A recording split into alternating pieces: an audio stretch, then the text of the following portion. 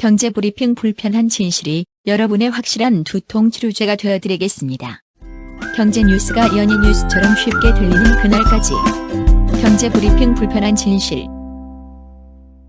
경제브리핑 불편한 진실 2월 6일 순서 시작하겠습니다. 박 PD는 지난 주말에 아주 뜻깊은 곳에 다녀오셨다면서요? 네, 광화문 촛불 집회 현장 다녀왔는데요. 가족 나들이로 어딜 갈까 고민을 하다가 날씨가 많이 춥지 않아서 광화문 집회 현장을 갔었더랬죠. 아, 그랬었군요. 제가 이번 주에 못 갔었는데 박 PD가 대신 자리를 지켜주셨네요. 네, 저는 확실히 운빨이 좋은가 봐요. 어떤 운빨이요? 제가 그 현장에 도착하고 2분 정도 지났을까요? 제 뒤로 누군가가 저를 탁 이렇게 밀치면서 죄송합니다 하면서 오시더라고. 때린 건 아니고? 때린 건 아니고 이제 사람이 워낙 많으니까 밀칠 수밖에 없잖아요. 앞으로 직진을 하려면은. 그렇죠. 근데 죄송합니다 그러길래 목소리가 좀 낯이 익은 거야. 알고 봤더니 이재명 성남시장이 거기로 오셨더라고요. 아, 그러셨어요? 지금 야권의 유력한 대선 후보잖아요. 그렇죠. 네, 이분이 그 광화문 광장에서 짧은 연설을 하기 위해서 오셨더라고요. 아하. 오늘 이 순간이 정말 중요하다. 그러면서 이승만부터 역대 부패한 정권들을 쫙 나열을 하시면서 우리가 왜 투표를 잘해야 되는지, 지금 왜 우리가 역사의 한 가운데 서 있는 건지, 그거를 대본도 없이 액정이나 뭐 태블릿 화면 이런 거 없이 그냥 거의 15분을 막히지도 않고 말씀을 하시더라고요. 저는 그 모습에서 와, 이분이 내공이 대단하시구나. 15분이나? 15분을요 한 번도 버벅거림이나 이런 게 없이, 버퍼링 없이 바로 가시더라고요. 이야, 이건 거의 알파고 수준인데요? 네, 저희는 또 방송을 매일 하니까 그런 거에 또 관심이 있잖아요. 그렇죠. 저분은 호흡을 어떻게 하나, 발성을 어떻게 하나, 아하. 말이 끊기면 어떤 식으로 임기응변을 하시나. 야, 근데 끊김이 없더만. 연설 잘하는 분으로 손꼽히는 오바마 대통령이나 고 노무현 대통령 두 분도 끊김없이 연설하시는 분들로 유명하시잖아요. 그러니까요. 확실히 책을 많이 읽으신 분들이 말씀도 잘 하시는 것 같아요. 그렇죠. 그래서 책도 많이 나왔잖아요. 자서전도 나오고, 네. 또 다른 분들이 이재명 성남시장에 대해서 분석한 책들도 많이 나오고. 네. 근데 이재명 시장의 인기가 기대 이상이었어요. 아하. 마주치는 사람마다 스마트폰 들고서 사진 좀 찍어주세요 막 애원을 하는데, 그래도 이 경원이나 이런 분들이 제지를 할 법도 하잖아. 근데 이재명 시장을 경호하는 분들은요 멀리서 바라만 보시는 거야. 마음 놓고 사진 찍으시라. 네, 뭐 이렇게 맞고 이런 분도 없고요. 서로 무선으로 소통을 하긴 하는데 갑자기 누군가가 딱 나타나서 어깨춤을 딱 잡는다든지 이런 게 없고 자유롭게 사진을 찍게 내비두더라고요. 아니, 그러면 박 PD도 찍으셨어요? 저는 옆모습을 같이 찍었죠. 옆모습만? 예, 옆으로 가서 찍으려면은 카메라들이 엄청 플래시를 터뜨리고 있어가지고 아하. 제가 그럴 용기는 좀 안 나고. 아니, 가셔가지고 경제브리핑 진행하고 있는 박 PD입니다. 딱 이렇게 얘기하시지. 그러면 어디라고요? 이럴까봐. 아니에요. 저희 방송 아마 듣고 계실 것 같아요. 네, 그러면 다행인데요. 근데 저는 이날 상상하지도 못했던 장면을 목격을 했어요. 어떤 장면이요? 저는 못 모르고 그 시청 그리고 청계천 그쪽으로 입장을 했었거든요. 태극기 할배들이 그냥 난리가 난 거예요. 소위 보수를 자칭하는 단체 집회 얘기군요. 예, 저는 그쪽으로 들어와가지고 처음엔 그쪽에서도 촛불 시민들이 있는 줄 알았어. 아이고, 제가 미리 말씀을 드릴 걸. 그쪽으로 가면 괜히 고생하시는데. 예, 그래서 이게 말로만 듣던 신문에서만 보던 그 할배들이구나 하고 그 인파를 헤쳐나왔는데 중간중간 몇 분들이 촛불 진영 측으로 합류를 하시려고 하는 거야. 알고 봤더니 이분들이 싸움을 걸기 위해서.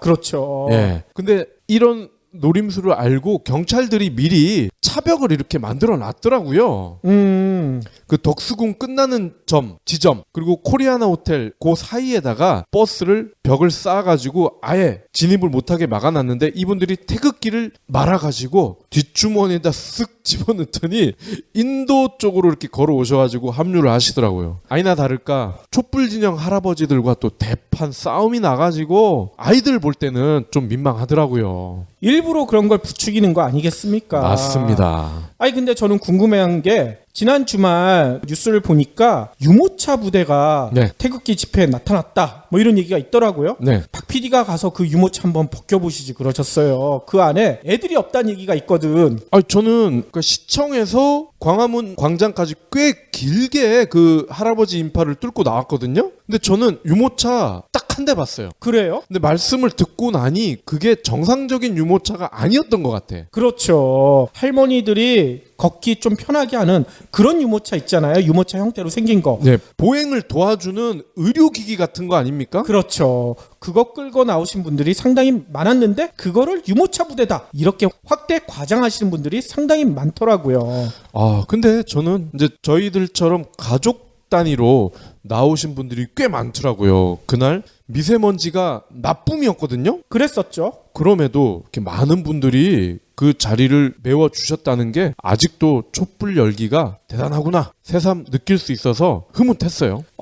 지난주에는 제가 집안일 때문에 못 나갔었는데 이번 주에는 저희 두 가족이 함께 같이 나가시죠. 뭐 릴레이 방식도 나쁘진 않은 것 같습니다. 아이 왜 또 릴레이야. 거기서 만나면 더 재밌다니까요. 사람 없이 운전하는 구글의 무인 자동차 아시죠? 아마존의 무인 계산대와 사랑과 감정을 공유하는 소프트뱅크의 감성 로봇도 알고 계시잖아요? SF 소설이나 영화에서만 봤던 이야기들인데 이미 현실이 된 거 아닙니까? 그 원동력이 바로 기술의 발달이거든요. AI, 빅데이터, VR 이 기술들이 우리 생활을 많이 바꿔놓고 있잖아요. 이들 기술이 테크 빅뱅을 만들면서 우리 미래가 더 달라질 것으로 예상이 됩니다. 달라지는 미래를 정확히 알려면 어떻게 해야 되나요? 뉴욕타임스가 선정한 위대한 사상가 중에 한 분인 케빈 켈리가 미래 기술의 12가지 흐름을 친절하게 알려준다고 합니다. 저도 들었어요. 그 책이 미국, 일본 아마존이랑 뉴욕타임스에서도 베스트셀러로 선정됐다면서요? 케빈 켈리가 이렇게 강조합니다. 단언컨대 가장 멋진 미래는 아직 오지 않았다. 이네비터블 미래의 정체 청림출판. 그러면 오늘 꼭 챙겨야 할 경제 브리핑. 가계부채 소식을 전해드리지 않을 수가 없습니다. 또 이거 별로 안 좋은 소식일 것 같은데요. 당연히 안 좋은 소식인데요. 가계부채 폭탄 우리가 여러 번 말씀을 드렸잖아요. 그랬었죠. 드디어 이 폭탄이 터지기 직전인 듯합니다. 오호. 오늘 금융권을 보면요. 현대경제연구원의 동향분석팀 발입니다. 올해 말에 가계부채 규모가 1,500조 원에 이를 것으로 추정이 됩니다. 1,500조요? 1,500조요. 아니 우리나라 예산이 400조인데 이거 몇 배입니까? 4배 가까이 되는 거네요? 그렇습니다. 2배도 아니고 4배예요, 4배. 가구당은요 7,800만 원이고요. 국민 1인당으로 따지면 약 3천만 원이야 이게. 우리 애들도 3천만 원의 빚이 있다는 얘기군요. 그렇습니다. 늘 그렇듯이 문제는 돈 없는 서민이라는 거예요. 아이고 내 얘기네. 소득이 낮아서 은행과 같은 금융기관에 손을 벌리고 있잖아요. 그런데 이러한 분들 중에 부채가 자산보다 많고 원리금 상환액이 처분 가능 소득의 40%를 초과하는 그런 분들이 꽤 되잖아요. 그렇죠. 이걸 전문 용어로 한계 가구라고 하는데 이 한계 가구가 지속적으로 늘어나는 추세라는 겁니다. 그러면 어느 정도 되나요? 2012년에 12.3%였는데 매년 꾸준히 늘어서요. 2015년에 14.8%까지 증가했습니다. 아니 그러면 지금쯤이면 5가구 중 한 가구가 한계 가구일 수도 있다는 얘기네요? 그렇습니다. 쉽게 말씀을 드리면 빚을 낸 5가구 중에 한 가구는요. 이자 내느라 정상적인 생활이 거의 어렵다는 겁니다. 경제 상황은 어렵죠. 벌이도 시원찮죠. 그나마 이자율이 낮았기 때문에 은행의 도움으로 근근히 살 수가 있었는데 이제 그마저도 어렵게 됐다는 거죠. 왜냐? 대출이자가 빠른 속도로 증가하고 있잖아요. 오호. 은행연합회 주택담보대출 금리 상황을 보니까요. 5대 시중은행의 10년 만기 주택담보대출 평균 금리가 작년 12월 기준으로 3.3에서 3.6% 수준입니다. 아이고. 굉장히 높죠. 그러네요. 작년 6월에 어쨌나 비교를 해봤더니요. 그때는 2.6에서 2.9%였어요. 앞자리가 다르죠? 반년 만에 무려 0.7%포인트가 늘어났습니다. 아니, 앞으로 미국 기준금리가 올라갈 가능성이 상당히 높은데 그러면 우리나라 금리도 더 높아지는 거 아닙니까? 그렇습니다. 그리고요, 뭐 조만간 한번 르뽀 형식으로 이걸 방송을 해볼까 생각 중인데 제가 최근에 한 대단지 아파트 단지를 갔다 왔는데 처참하더라고요. 그 얘기는 뭡니까? 새 집이 안 나간다는 얘기예요. 아, 빈집이 많다. 그렇습니다. 그런데 최근 1, 2년 사이에 올해부터 대출하기 힘들어지니까 대출 이때 해서 집 사! 이러한 트렌드가 굉장히 유행을 했었잖아요. 최근 1, 2년 사이에. 근데 그때 이렇게 은행에서 2억 원 이상 빚을 내서 집을 사신 분들은 조만간 상상하기도 힘든 어려움들이 펼쳐질 가능성이 큽니다. 아이고, 이 일 어쩝니까? 근데 짜증나는 거는 예금금리는 안 오르잖아. 어차피 은행에 넣을 돈도 없으면서 뭐 걱정해요. 나쁜 새끼들. 최근 혼밥 쪽 이런 얘기가 많이 나오고 있죠? 네. 각 언론이나 뭐 예능 프로에서까지 혼밥 쪽들 얘기를 많이 하던데 그래서 그런가요? 이 혼밥 쪽들이 자주 이용하는 편의점 도시락 있잖아요? 이 편의점 도시락 시장 규모가요. 3년 사이에 70.4%나 껑충 뛴 것으로 나타났대요.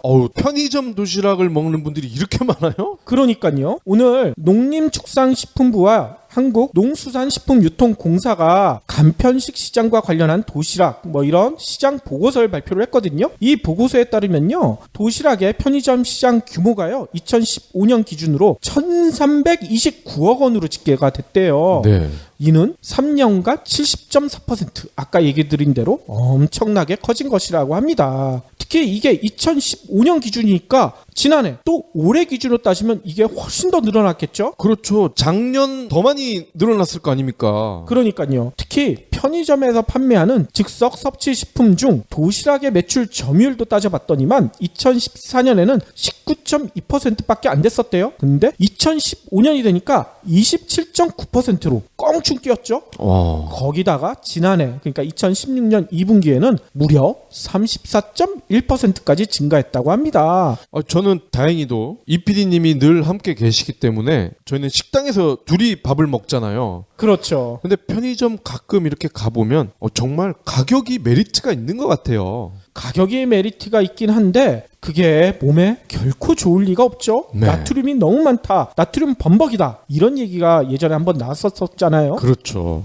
미원도 많이 들어갈 것 같고요. 그렇죠. MSG 덩어리겠죠. 아무튼 저는 이런 생각이 들더라고요. 언론에서 나 혼자 산다 뭐 이런 것처럼 혼자 있는 분들에 대한 멋진 모습을 자주 보여주잖아요. 그러면서 혼밥 별로 불편한 게 아니다. 근데 이런 걸 너무 조장하는 게 아닌가 이런 생각이 들어요. 혼자 사시는 분들이 그 연예인들처럼 그렇게 멋지게 사는 분들이 몇 %나 되겠습니까? 심지어 편의점에 있는 즉석 음식들 있잖아요. 그것 가지고 요리를 하는 프로도 있더라고. 그러니까요. 물론 편해서 좋긴 좋지만 결코 그런 삶을 살고 싶다는 생각은 저는 전혀 안 들거든요. 다음 소식입니다. 자동차 운전학원 다니신 지 얼마나 되셨어요? 저는 운전면허 딴 지가 거의 한 20년 가까이 되는 것 같은데요. 그때 기억이 좀 나시나요? 아니요. 기억도 잘 안 납니다. 가격도 잘 기억이 안 나시죠? 꽤 많이 돈을 줬던 것 같긴 한데 예. 별 기억이 없습니다. 여전히 꽤 많이 들어갑니다. 그래요? 요즘도요? 운전면허가 어려워졌다는 얘기는 들으셨죠? 그래서 불면허다. 그렇죠. 뭐 이런 얘기가 떠돌고 있는데 운전면허 시험 제도가요. 한층 어렵게 바뀐 게 한 달이 됐대요. 근데 전국 자동차 학원비가 역대 최고 수준으로 올랐다고 합니다. 역대 최고요? 네. 이것도 통계청 자료인데요. 지난달 전국 학원비가 1년 전보다 33%나 올랐대. 우와. 이는 1982년 4월 이후 35년 만에 가장 높은 상승률이라고 합니다. 지난달 전체 소비자 물가지수가 1년 전보다 2% 오른 걸 감안하면 그야말로 사상 최고 상승률이라는 게 팩트라는 거죠. 어이고. 제도가 시작된 작년 12월과 비교를 하면요. 학원비가 한 달 만에도 23%가 올랐습니다. 불면허가 되자마자 학원비부터 올라갔군요. 그렇습니다. 그런데 바뀐 걸 보니까요. 장내 기능 시험 평가 항목이 2개에서 7개로 늘었대요. 그러다 보니 관련 시술을 확충을 해야 되니까 비용이 발생했다고 해요. 이 비용이 그대로 학원비로 전가됐다. 그리고 장내 기능 의무 교육이 2시간에서 4시간으로 늘면서 그만큼 학원비가 올랐다. 이렇게 관계자들은 설명을 하고 있습니다. 아니 그렇긴 하겠지만 그래도 너무 많이 오른 것 같은데요. 그렇죠. 그런데 이렇게 올랐다 치자고 그러면 이 불면허를 딴 분들이 바로 운전을 잘할 수 있느냐? 그건 또 아니라는 거지. 시험장 상황이나 시험 시스템을 사전에 학원에서 한 달 정도 돈을 내고 배워야만 운전면허를 딸 수 있는 이 작금의 현실이 문제라는 겁니다. 아하. 개인 택시 20년 모신 분들이 시험에 떨어진다 이런 얘기 종종 들어보셨죠? 그런 얘기도 있어요? 아, 그럼요. 왜냐? 여기서 밟아주고 저기 가면 땡겨주고 이런 매뉴얼이 있기 때문에 아무리 운전을 잘하는 분들이 시험을 봐도 떨어지기가 십상이라는 거죠. 아하. 그리고 실제로요. 미국은 운전면허 시험을 볼 때 간단한 필기 시험을 보고요. 거의 100% 가까운 합격률을 보일 정도로 간단합니다. 그런 다음에 경찰과 함께 차를 탑니다. 그러면 자기네 동네를 이렇게 한 바퀴 쓱 돌아. 그럼 땡이야. 대신에 한 바퀴 돌 때 안전벨트를 맸나 안 맸나? 교차로에서 이 사람이 좌우로 고개를 돌리나 안 돌리나?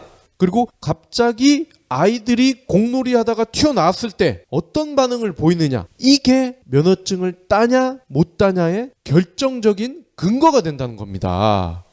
그렇군요. 우리처럼 방클러치 언제 넣고 뭐 어디에서 밟아주고 어깨 높이에서 주차하고 이게 아니라는 거예요. 그래야 이렇게 운전면허를 따야 실제 도로에 나왔을 때 어떻게 되겠습니까? 보행자를 보호하고 다른 운전자와 접촉 사고를 낼 가능성이 줄어들고 그렇게 되는 거 아닙니까? 그렇군요. 그런데 미국에서 그렇게 딴 분들은 한국에 와서 운전하기 힘들 것 같은데요? 그렇죠. 그게 문제죠. 최근 삼성전자에 대한 구설수가 끊이지 않고 있잖아요? 네. 그래서 그런가 삼성전자가 오늘 결단을 내렸네요. 무슨 결단을 내렸냐 봤더니만 전국경제인연합회 있죠.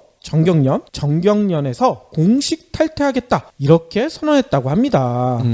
그러면 다른 삼성 계열사도 따라 하겠네요. 아마 그럴 가능성이 높아지겠죠. 삼성전자는요 오늘 전국경제인연합회에 탈퇴원을 제출했다 이렇게 밝혔다고 해요. 이재용 삼성전자 부회장이 지난해 12월 6일 최순실 국정농단 국정조사에서 앞으로 정경련 활동을 하지 않겠다 이렇게 선언을 했었는데 이 이후 60일 만이라고 합니다. 삼성전자 등 주요 삼성그룹 계열사들은요 회원사로 정경련 활동을 하고 있다고 합니다. 정경련의 사회공헌 활동이나 중소기업 지원 등의 활동엔 삼성전자 박상진 사장이 참석해 각종 활동을 해왔다고 해요. 이번 삼성전자의 정경련 탈퇴 선언으로 다른 계열사의 탈퇴 선언 역시 잇따를 것으로 보인다고 합니다. 현재 삼성전자를 포함해서 15개 계열사나 정경련에 가입된 상태라고 해요. 아, 이거 참 역사의 아이러니네요. 이 정경련을 만든 사람이 제드래곤 할아버지잖아. 그렇죠. 정경련은 선대회장인 이병철 삼성 창립자가 박정희 전 대통령의 군사 쿠데타를 계기로 만든 단체로 알려지고 있습니다. 네. 아니 그러면 제드래곤이 정경련에 탈퇴를 한다고 선언을 했잖아요. 그러고 나서 제2의 정경련 만드는 거 아니에요? 아마 그럴 가능성도 없지 않아 있겠죠? 짝퉁 정경련. 마지막 브리핑입니다. 지난달 수입차 시장에서 벤츠가 돌풍을 일으키고 있대요. 무려 시장 점유율이 40%고요. 모델별 순위에서도요. 1위부터 5위까지가 전부 다 벤츠차야. 오호. 한마디로 국내 수입차 시장에서 벤츠가 싹쓸이를 하고 있다는 거죠. 지난해 BMW 꺾고 수입차 1위를 차지한 벤츠는 올해 1월에도요. 전체 수입차 판매량의 41%를 차지했고요. BMW는 어떻게 된 거냐? BMW가 줄곧 1위였는데 맞습니다. 작년부터 하지만 2위로 밀려났는데 조만간 새로운 5 시리즈가 발표될 예정이기 때문에 사람들이 다 벤츠를 산다는 거죠. 그렇군요. 재밌는 거는요. 디젤 게이트로 상당수 모델이 판매 정지 처분을 받은 아우디가 지난달에 고작 470대밖에 팔지 못했대요. 거기다가 판매할 차가 아예 없는 폭스바겐은 제로. 뭐 이거야 당연한 결과겠네요. 네.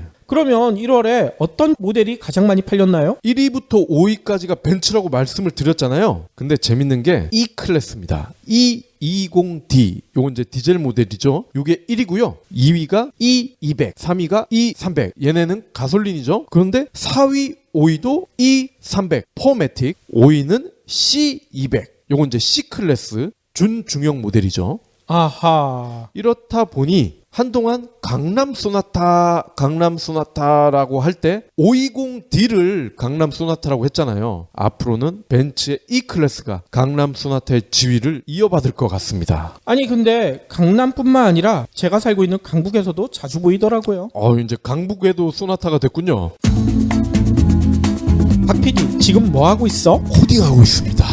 알파고가 우리 일자리를 뺏는다잖아요. 지금부터라도 코딩을 배우려고요. 알파고가 팟캐스트 한다고 설칠 텐데 미리 대비해야죠. 공부를 한다니 좋긴 한데 그걸로 되겠어? 아유, 그럼 어떻게 해요? 알파고를 때려 부술 수도 없고. 아, 그것도 안 되지. 그래서 쏟아지는 IT 기술 트렌드를 정확히 바라볼 수 있는 가이드가 필요해. 그런 게 있어요? 물론이지. IT 시대에 왜 기본소득이 중요한지, 고시원에 사는 사람들이 왜 스마트폰에 집착하는지, 900원짜리 암을 진단하는 기술이 어떻게 탄생했는지를 알려주는 책이 있다고. 그렇게 좋은 책이 있어요? 반비 출판사에서 나온 시민을 위한 테크놀로지 가이드. 와, 제목부터 섹시하네. 인공지능 빅데이터 기술 양극화, 우리가 꼭 알아야 할 테크놀로지의 모든 것, 시민을 위한 테크놀로지 가이드, 반비에서 편했습니다. 그러면 오늘의 섹션 시작할 텐데요. 오늘은요, 여러분들 중에서도 이거 보신 분들 많을 것 같아요. 슈퍼볼. 네. 오늘 경기가 있었잖아요. 무려 25점 차이가 역전이 돼버렸어. 오. 뉴 잉글랜드가 애틀란타를 아주 극적으로 꺾었더라고요. 네. 근데 제가 어제 저녁에 페이스북을 보다 보니까 제 미국인 지인 중에 한 분이 이런 글을 남겼어요. 트럼프 때문에 슈퍼볼 보고 싶은 생각조차 사라졌다. 슈퍼볼은 우리나라 사람들까지 많이 보는 스포츠이자 미국인들이 가장 사랑하는 스포츠로 알려져 있잖아요. 네. 이런 얘기도 있죠. 경기가 진행될 때는 미국 내에서 범죄조차 사라진다. 이런 얘기가 나올 정도로 엄청 인기 있는 스포츠인데 이 슈퍼볼을 보지 않겠다. 정말 놀라운 이야기라고 주변에서 얘기를 하더라고요. 실제로 우리 시간으로 오늘 오전 8시 30분부터 미국 휴스턴에서 열린 이 제51회 슈퍼볼은요, 아직까지 시청률 집계 결과가 나오진 않았지만 예전에 비해서는 흥행에서 조금 안 좋은 성적일 것이다. 이런 전망이 벌써 나오고 있다고 합니다. 그래요? 아니, 우리 몽구 아저씨 여기다 광고 비싸게 했던데? 광고는 비싸게 하고 뭐 여러 가지 화제는 많이 모았지만 예전만큼 인기는 아니래요. 그 이유가 뭐 여러 가지 이유가 있겠지만 그 중에 가장 큰 이유가 트럼프가 일으킨 평지풍파에 미국인들이 당하고 있기 때문이라는 설명이 나오고 있어요. 슈퍼볼 겨를이 없다? 그쵸. 슈퍼볼조차 못 본다는 얘기인 거죠. 그런데 더 놀라운 일이 있더라고요. 제가 보기에는 이것도 재밌는 것 같기도 해요. 미국 사회가 이렇게 자신들이 좋아하는 슈퍼볼을 보지 않을 정도로 발칵 뒤집어졌잖아요. 이렇게 발칵 뒤집어 놓은 트럼프가요, 백악관에 입성한 지 겨우 2주밖에 안 됐죠. 근데 지난 주말에 고급 휴양지로 휴가를 떠났대. 네. 그것도 3박 4일로요. 그것도 자기 거라면서요? 그러니까요. CNN이나 AP 등 외신들이 전한 바에 따르면요, 트럼프는 지난 3일날 대통령 전용기인 에어포스원 있죠. 이거를 타고 미국 남부 플로리다로 휴가를 떠났는데요. 또 재미난 것은 아들 교육 문제로 그 영부인 멜라니아가 뉴욕에 있잖아요. 멜라니아는 공군 별도 비행기를 타고 휴가지로 왔다고 해요. 그래서 이 트럼프 가족들이 휴가를 어디서 보내느냐? 박 PD가 얘기한 대로 자신이 소유하고 있는 마라라고 리조트라고 합니다. 이게 엄청 호화스러운 리조트래요. 특히 지난 연말에도 여기서 트럼프 가족들이 새 행사를 즐겨가지고 많이 화제가 된 곳이라고 해요. 이 말이 휴가지. 제가 볼 때는 지 리조트 광고하러 간 것 같은데? 아마도 그럴 가능성이 있어요. 그렇게 이렇게 광고까지 할 정도면 이거 휴가 다녀오는데 돈이 많이 안 들어야지 정상 아닙니까? 네. 근데 CNN이나 AP 등 외신들이 이 트럼프의 휴가에 대해서 집중 성토하고 있는 이유가요, 트럼프의 이번 휴가에 들어가는 나라 돈이 무려 300만 달러나 되기 때문이라고 해요. 나라 돈으로 갔어요? 그러니까요. 약 우리 돈으로 35억 원이 들어갔는데 이유는 에어포스원 갈 거 아닙니까? 그리고 트럼프가 가게 되면 트럼프 경호할 사람들, 또 트럼프 시중들 사람들 다 쫓아가야 되잖아. 이게 다 돈이 든다는 얘기인 거죠. 네. 근데 재미난 일이 또 있어요. 트럼프는요, 대통령 후보 시절에 오바마 전 대통령을 엄청나게 비난했는데 그 이유 중에 하나가 오바마가 호화 휴가를 다닌다 이렇게 비판을 해왔거든요. 2011년 12월에 자신의 트위터에 이런 식으로 썼어요. 습관적으로 휴가를 가는 오바마 대통령이 지금 하와이에 와 있다. 이번 여행에 국민 세금 400만 달러가 들어간다. 믿기지 않는다. 이렇게 써놓고 지는 휴가를 대통령이 된 지 2주 만에 간 거야.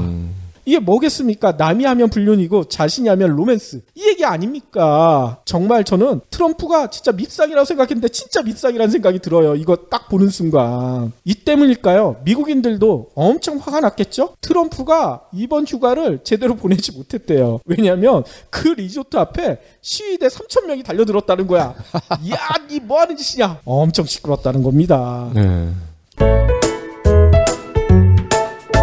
취임 2주도 되지 않아서 트럼프는 이런 구설수에 휘말리고 있고요. 또 저희가 방송을 통해서 여러 번 얘기 드렸던 탄핵 이야기도 끊이지 않고 있어요. 미국 의회 전문 매체인 더 힐이요. 여론조사 기관인 PPP라고 있는데 여기에 의뢰해가지고 조사한 결과 트럼프 대통령 탄핵에 지지한다는 의견이 무려 40%나 됐대요. 네.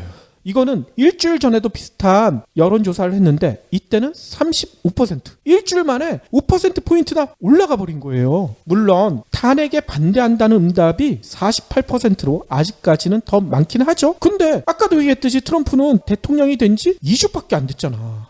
허니문 기간 아닙니까? 이거를 감안하면 트럼프에 대한 미국인들의 반감이 얼마나 심한지 엿볼 수가 있죠. 그 휴가지 앞에 3,000명이 시위를 했다고 하셨잖아요. 근데 또 그때 제가 듣기로는 워싱턴주의 법무부 장관이 엿먹였다는 또 얘기가 나와요. 그렇죠. 반인민 명령을 거부를 해버렸잖아요. 그렇죠. 그러면서 무슬림, 유색인종 입국하지 마 이렇게 명령을 내렸는데 워싱턴주 법무부 장관이 웃기는 소리 하지 마 하면서 다시 원상 회복을 시켜놨다면서요. 그러니까요. 그러면서 트럼프가 또 열받아가지고 트위트를 그날만 10개를 날렸대요. 맞습니다. 트럼프가 이렇게 좌충우돌을 하고 있기 때문에 전문가들조차 트럼프 탄핵에 대한 의견을 계속 쏟아내고 있대요. 로버트 쿠트너 브랜델스 대학 교수는요, 허피턴 포스트에 이런 글을 썼대요. 탄핵의 불가피성, 이런 기고문을 게재를 했는데 무슨 내용이 담겨 있느냐? 트럼프는 선출된 독재자인 양 충동과 사적 복수, 이익을 위해 통치하고 있다. 그를 내쫓기 위한 탄핵론이 근거를 얻고 있다.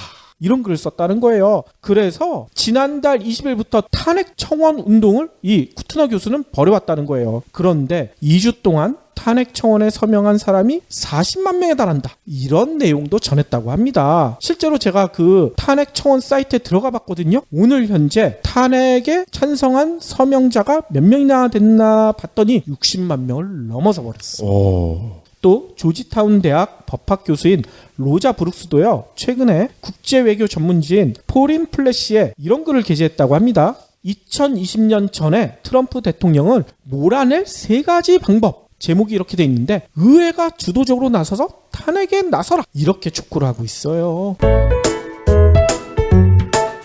어찌 보면 미국인들이 불쌍하다 이런 생각이 들 지경입니다. 다들 새 대통령을 만나서 새로운 희망을 꿈꿔야 하는 허니문을 즐겨야 할 이때 이런 말도 안 되는 일들이 벌어지고 있잖아요. 지가 허니문을 갔잖아 지금. 그러니까 이거는 진짜 신혼여행을 다녀오자마자 이혼하는 신혼부부들 있잖아. 이 신혼부부들의 악몽과 다를 바 없다, 이런 생각까지 들더라고요. 근데 문제는 미국인들이 이 같은 악몽에서 깨어나지 못할 가능성이 더욱 커지고 있다는 점이에요. 뭐냐면요, 아까도 잠깐 얘기했던 반이민 행정명령, 멕시코 국경 장벽 건설, 이런 정치 외교적인 문제도 심각하지만 더 중요한 문제가 있어. 트럼프가 가장 잘할 것으로 기대받고 있는 경제 문제 탓이라고 합니다. 이거 우리는 경험이 있잖아요. MB. 그렇죠. 경제 대통령을 잘했던 이명박이 무슨 짓거리를 해놨습니까? 빈익빈 부익부 엄청 심화시켜놨죠? 네. 거기다 모든 국민들한테 녹조 라떼라는 싸다구를 선물했잖아. 네. 이 한국인들과 비슷한 신세가 될 가능성이 높아지고 있다는 얘기인 거예요.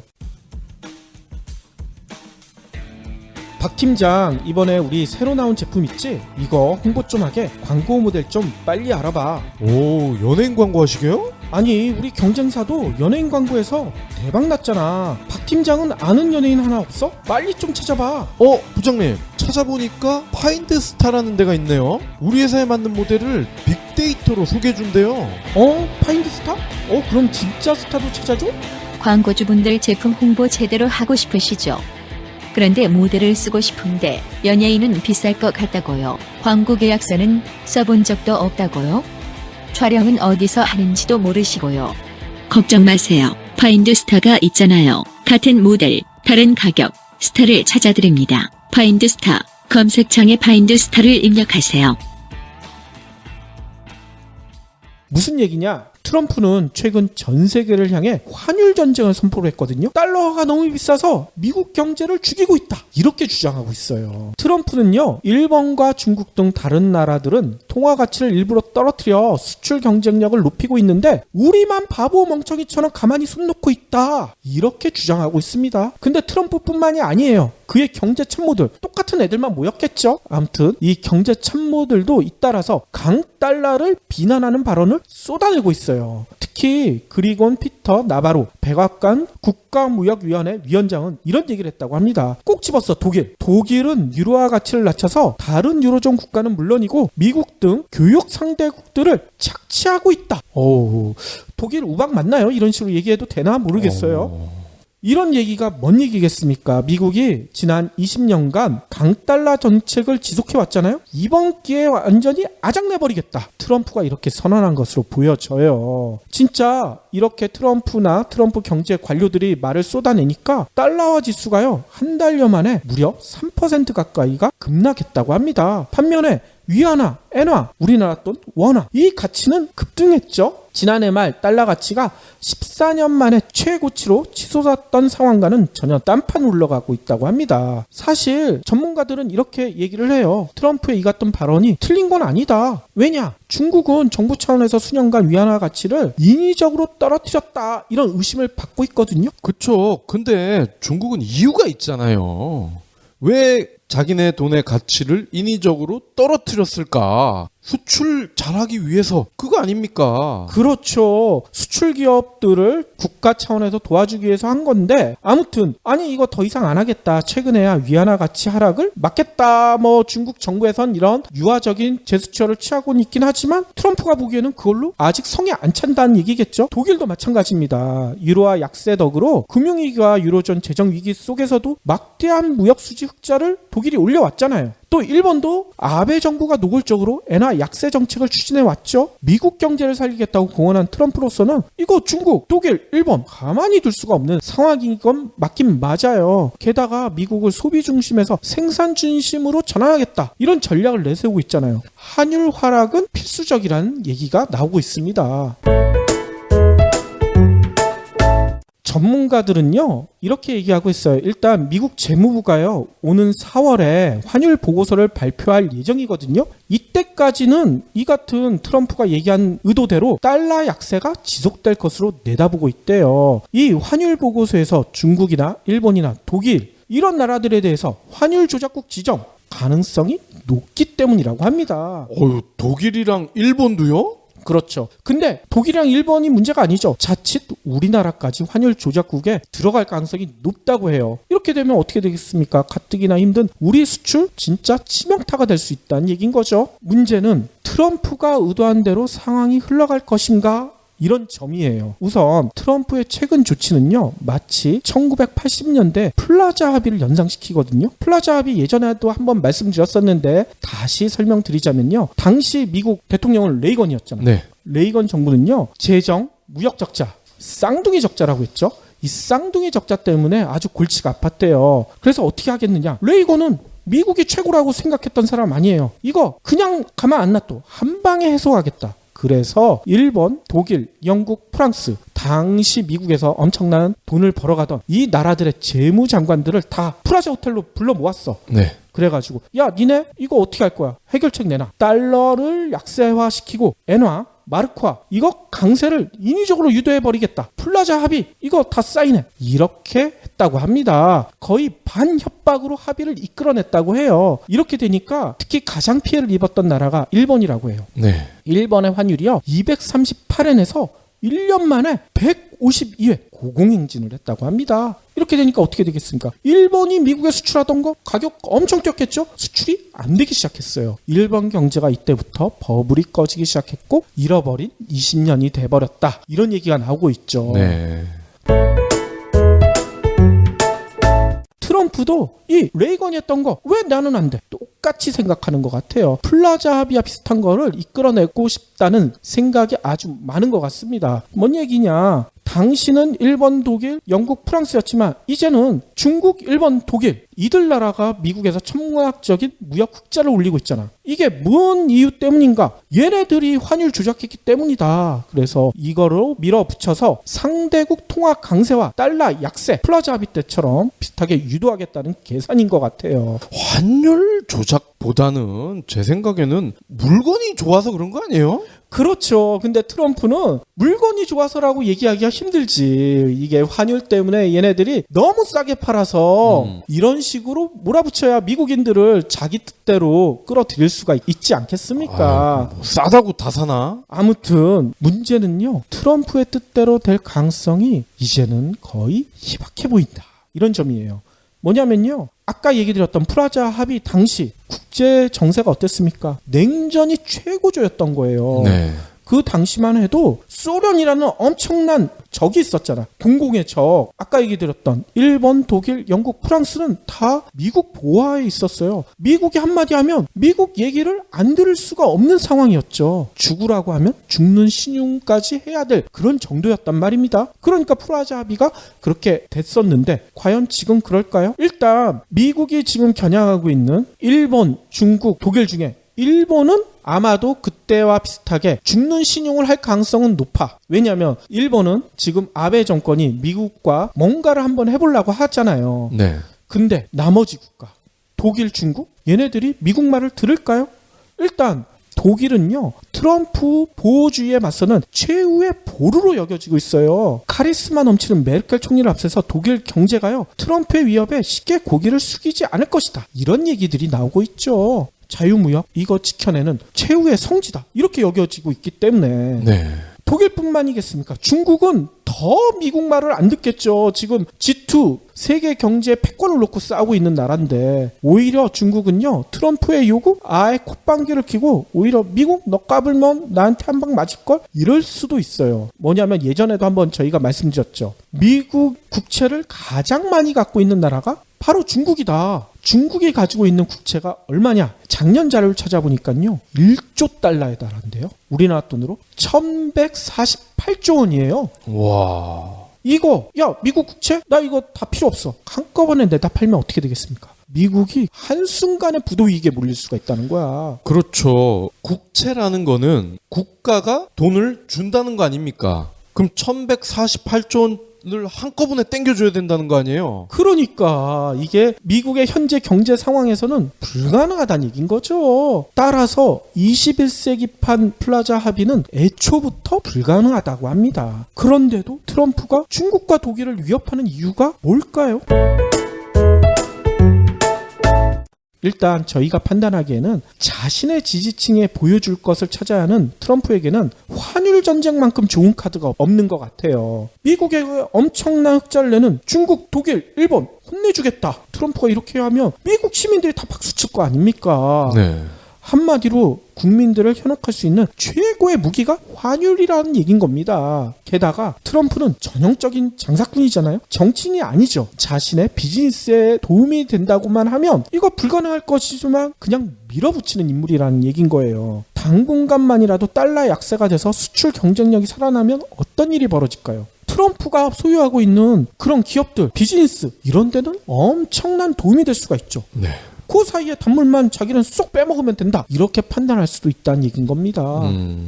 누구처럼? 근데 문제는 앞서 얘기한 것처럼 이런 환율 약세는 당분간일 가능성이 상당히 높아요. 달러 약세가 장기간 지속되기에는 너무나 힘들다는 얘기인 겁니다. 이유는 아주 간단해요. 트럼프가 추진 중인 다른 정책과 충돌을 일으키고 있기 때문이에요. 뭔 얘기냐면요. 트럼프는 재정 지출을 늘리고 인프라 투자를 확대하겠다고 공언해 왔잖아요. 이게 뭔 얘기겠어요? 인플레이션을 유발시키겠다. 이런 전략이거든요. 네. 인플레이션이 뭡니까? 경제학 교과서에 나와 있죠. 물가가 오르는 현상이에요. 그러면 물가가 오르게 되면 금리가 어떻게 될까요? 은행권에서는 빠져나가는 돈을 잡기 위해서 금리를 덩달아 올릴 수밖에 없어요. 금리가 올라가게 되면 어떻게 됩니까? 달러는 당연히 강세를 띨 수밖에 없습니다. 이게 뭔 얘기겠어요? 말로는 트럼프는 달러를 약세로 만들겠다고 얘기하고 있잖아요. 근데 자신이 하는 정책은 달러 강세를 붙이기는 그럼 모순이 생긴다는 거예요. 게다가 더 큰 일도 하나 남아있죠. 미국 연방준비제도가 지난달에는 기준금리를 동결시켰는데 오는 6월쯤이면 기준금리를 결국은 인상할 것이란 전망이 지배적이에요. 이렇게 되면 어떻게 되겠습니까? 기준금리까지 올라가는데 약달러? 이게 가당키나 할까요? 불가능하죠. 또 다른 이유도 있습니다. 트럼프가 표방하는 보호무역주의. 이게 달러 약세를 결코 용인하지 않습니다. 뭔 얘기인가 하면요. 멕시코에 대한 보복 관세 압박, 그 다음에 나프타 재협상 추진, 페소화 가치가 사상 최저치까지 떨어져 버렸어요. 이게 뭔 얘기겠어요? 다른 통화 가치가 떨어졌으니까 달러는 상대적으로 올라간 거 아니겠습니까? 네.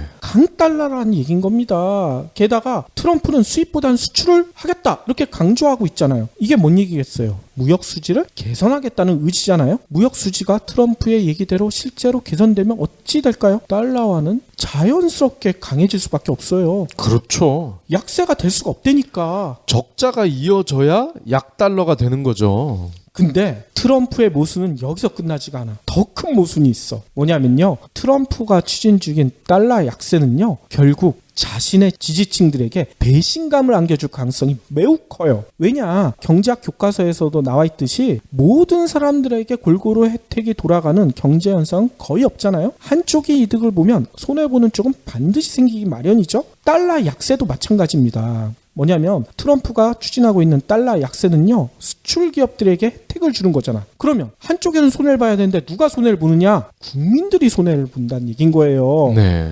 달러 약세는 달러 가치가 하락하는 걸 의미하잖아요. 달러가 다른 통화보다 값어치가 상대적으로 떨어진다. 이렇게 되면 미국에 수입되는 많은 물건들의 가격은 어떻게 되겠습니까? 올라가죠. 미국인들이 쓰는 의류, 신발, 가전 이런 수입 물건들 대부분 비싸지게 돼요. 이 비싸지게 되면 어떻게 되겠습니까? 가만히 앉아서 월급이 줄어드는 거야. 그렇죠. 그리고 기업들 입장에서도 원자재를 들여와서 써야 될 거 아닙니까? 그렇죠. 원자재 가격도 상대적으로 올라가겠죠. 맞습니다. 물론 달러 약세로 미국 기업들 수출이 엄청 늘어나. 그래서 직원들도 많이 고용하고 월급도 많이 주고 이러면 문제가 없겠죠. 하지만 미국 경제가 현재 그럴 상황이 아니라고 합니다. 그럴 수준이 안 된다는 거죠. 따라서 달러 약세 혜택을 받은 미국인은 아주 극소수에 불과하다는 얘기가 나오고 있어요. 아, 이것도 상위 1%인가요? 그렇죠.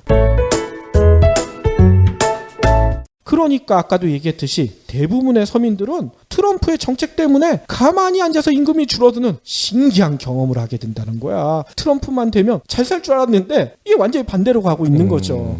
게다가 이런 문제도 생긴다고 합니다. 해외여행도 많이 가시잖아요. 미국인들도 진짜 정신없이 해외 다니죠. 근데 그동안에는 강달러 때문에 달러만 가지고 나가도 해외에 나가서 돈을 펑펑 쓸 수 있었잖아. 그렇죠. 근데 약달러가 되면 어떻게 되겠습니까? 해외여행 가는 게 갑자기 부담스러워져. 맞습니다. 환율에 전혀 관심 없던 사람들도 일단 인천공항에 가는 그 순간부터 환율이 중요하다는 걸 깨닫게 되죠. 그렇죠. 미국인들도 LA 공항이나 워싱턴 공항 가면서 이거 내가 가도 되나? 왜 내가 생각했던 예산보다 더 많이 나올까? 이런 생각을 하게 된다는 거예요. 네. 그러니까 트럼프가 고립주의를 표방하고 있잖아요. 이 고립주의가 미국인들을 실제로 고립시킬 가능성이 있어. 미국 내로 중국, 독일, 일본을 혼내준다고 해서 박수치고 좋아했는데 결국 미국 서민들은요. 자신의 코가 깨지는 그런 결과에 화들짝 놀랄 수가 있다는 얘기인 겁니다. 네. 물론 이제 반대의 경우로 외국 사람들이 미국에 갈 때는 좀 더 비용이 줄겠죠. 비용이 주니까 반이민 정책으로 미국 여행 많이 오지 못하게 막고 있잖아. 허허. 근데 저는 여기서 한 가지 의심이 들어요. 기업인인 비즈니스를 하는 트럼프가 이런 상황을 모를까요? 결코 아니겠죠. 나라 경제가 망가지고 미국 서민들이 고통받더라도 자신의 비즈니스에 도움이 된다. 이런 판단 때문에 약달러 정책을 밀어붙이는 게 아닌가. 이런 의심이 들어요. 네. 당연히 그러고도 남을 인간 아닙니까? 이명박이 4대강 밀어붙였던 것처럼 말이죠. 또 트럼프는 이런 생각도 할 거예요. 아까도 박 PD가 얘기했듯이 트위터나 뭐 자신의 말을 잘 듣는 일부 언론을 통해 가지고 야, 약달러 이거 미국 경제에 도움이 돼. 가짜 뉴스를 쏟아내버리면 미국인들 현혹시키는데 전혀 문제가 없을 것이다. 이렇게 판단하고 있지 않은가. 이런 의심도 들고요. 하지만 거짓은 언젠가는 반드시 들통나고 말죠. 미국 국민들도 계속 바보로만 있지는 않을 거란 말입니다. 아까 얘기대로 해외여행 가려고 했더니만 이게 비용이 생각보다 많이 들어버려. 뭔가가 잘못됐어. 분명히 느낄 거란 말입니다. 당장 물건값 뛰고 해외여행 하기 힘들어지는 이 사실, 이게 얼마나 고통스럽겠습니까? 게다가 앞서 언급한 것처럼 슈퍼볼조차 마음 놓고 볼 수 없는 상황. 이게 되니 트럼프의 표를 줬던 미국인들 중에 땅을 치고 후회하는 사람들이 나올지도 몰라요. 이거를 대놓고 얘기하지 못하는 이런 샤이 트럼프가 또 존재할 수가 있다는 거죠. 네.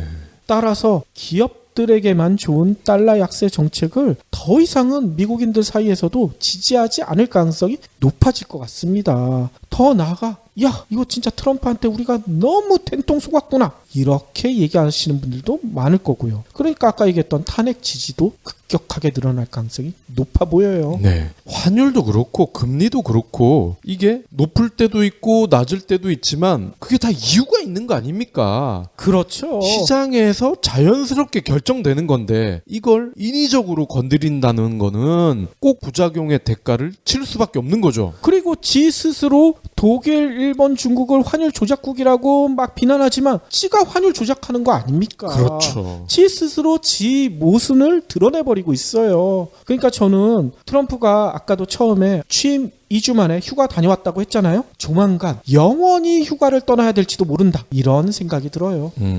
영면이에요? 영면?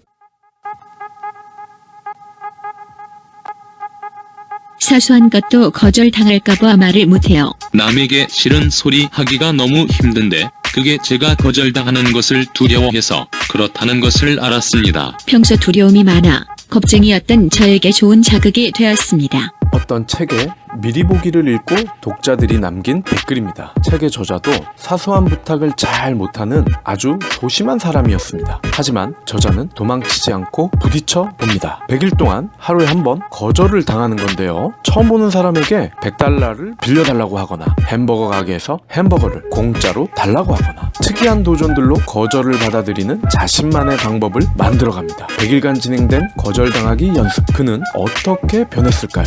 2016년 아마존 경제경영 자기개발 분야 1위 테드 150만 뷰 화제 강연. 거절을 받아들이는 한 남자의 이야기. 거절당하기 연습. 도서출판 한빛비즈.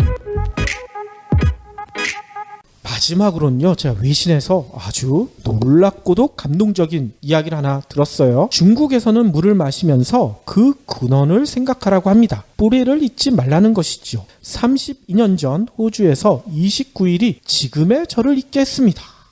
이 말 누가 했을까요? 중국 사람이겠죠? 아니면 호주 사람? 그러니까 중국 사람일까 호주 사람일까? 놀랍게도요, 이 말을 한 분은 중국 최대 온라인 쇼핑몰 있죠, 알리바바 그룹의 마인 회장이라고 합니다.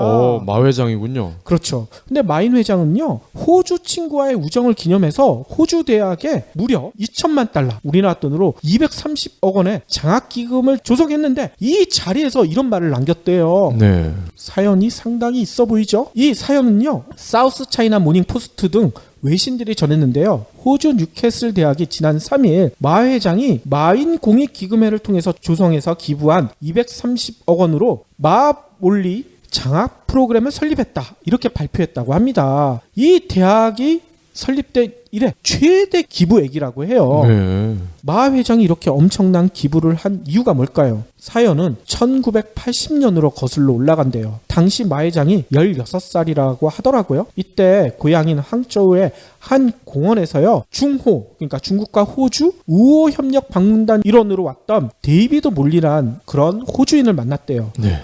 근데 이 몰리란 분한테 영어를 배우고 싶다 이렇게 마인이 다가갔다는 거예요. 그런데 놀랍게도 이 데이비드는 이 친구 똘똘하네? 친구가 돼줬다는 겁니다. 그리고 호주에 돌아간 다음에도 마인한테 편지를 써줬대. 그러니까 편지를 서로 주고받은 거죠. 펜팔이네요. 그렇죠. 그래서 마인은요, 데이비드의 아버지인 켄 몰리를 아버지라고 부르면서 따랐다고 해요. 그리고 켄도 마인이 편지를 영어로 적어서 보내주면 이거를 교정해서 이렇게 영어는 쓰는 거야. 가르쳐주기도 했대요. 빨간펜 선생님. 그렇죠. 근데 마인이 이런 얘기도 있더라고요. 이건 뉴스에 없고 제가 예전에 어떤 책에서 봤던 내용인데, 마인이요, 중학교에 진학할 때는 성적 미달 때문에 중학교에 바로 진학을 못했대. 1년 재수를 했대요, 중학교를.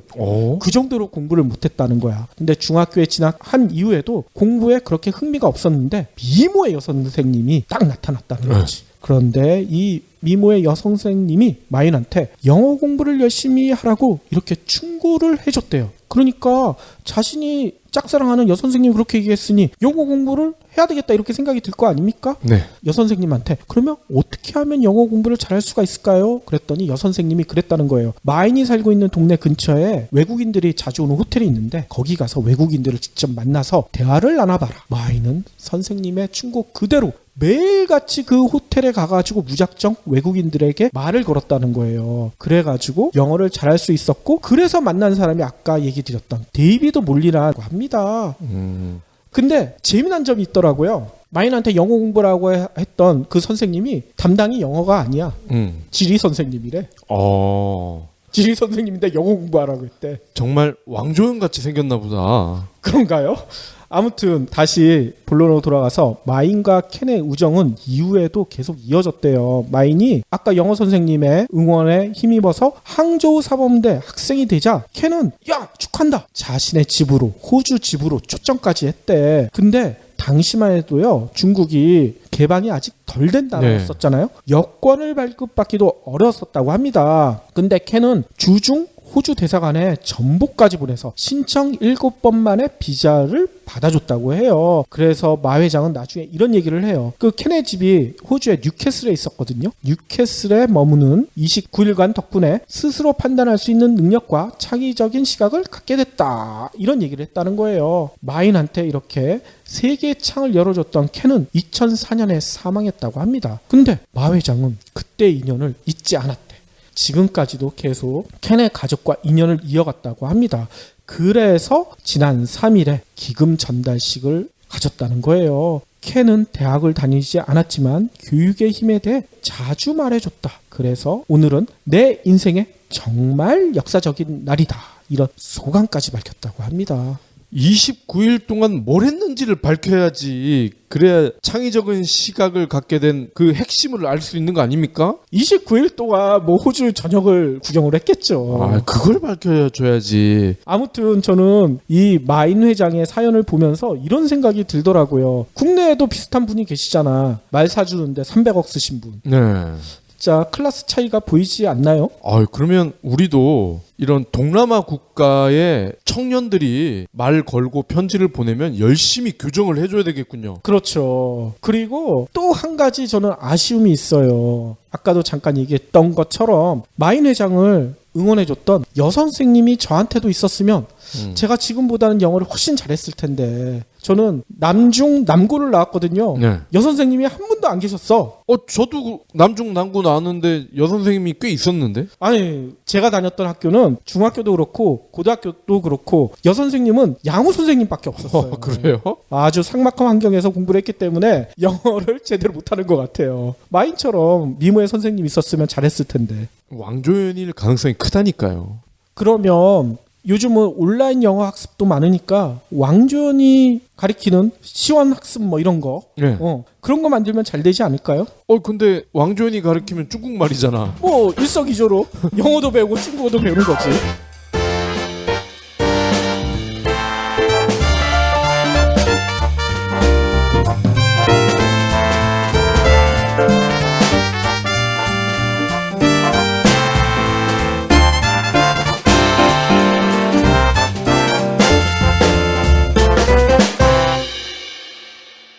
경제브리핑 불편한 진실 완주해 주셔서 감사합니다. 하트 2첩, 댓글 남기기, 계좌 후원 등 다양한 방법으로 힘을 보태주세요. 계좌 정보는 경제브리핑 박반 공지콘